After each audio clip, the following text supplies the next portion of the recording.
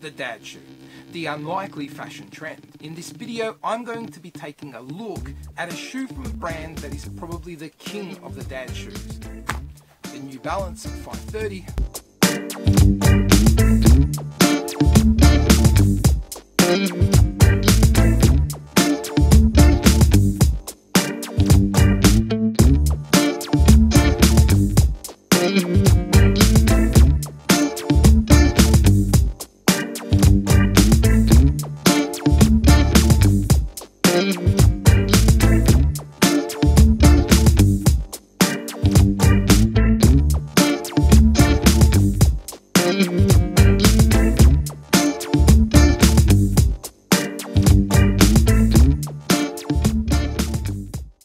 Let's get into it.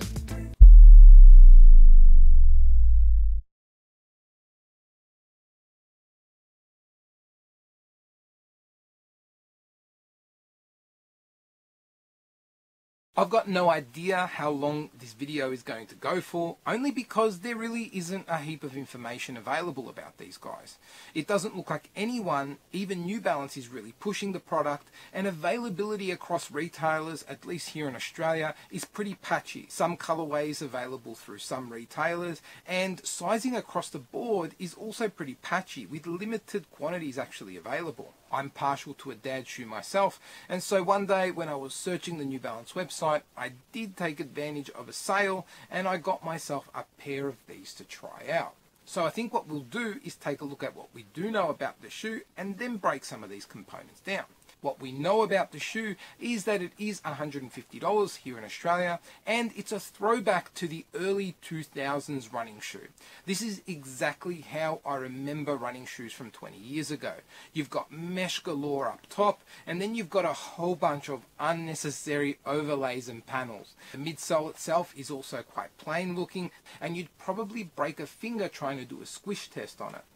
Having said that though, it is a lot lighter than what it looks like to be, and it's quite breathable, so it does have some pretty good potential as a lifestyle shoe. Looking at the outsole specifically on this guy, and you're getting exactly what you would expect from a shoe that looks like this, and that is a whole bunch of really thick rubber that covers the whole shoe pretty much. You've got no real interesting details here. You do get a couple of lines of yellow in the forefoot, but there's really nothing else going on here.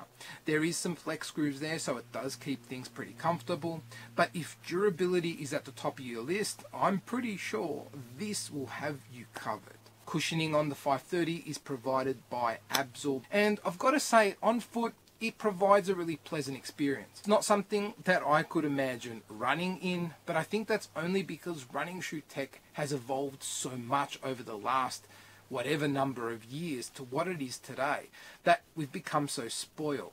But for walking around in, it's a really comfortable experience.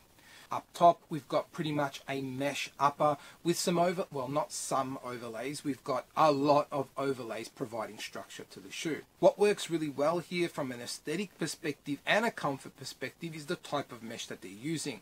It really is a nod to that older type of mesh, or the type of mesh we would have seen used more traditionally in the 90s and 2000s with those larger perforations running through it. It looks good and it feels really nice on foot. The tongue itself is lightly padded, but it doesn't seem to come at the expense of comfort. It feels just fine on foot. However, around the heel, they probably could have used with a little bit more padding. What they do have in the heel is actually pretty sparse, and considering this shoe is now meant for lifestyle wear, I think they could have thrown a little bit of extra foam in there just to keep it more comfortable. I really dig this shoe, but I will say in my house, not a single person has liked it. What do you guys think? Is this the sort of shoe that you would rock? Let me know down in the comments below, but until the next video, laters.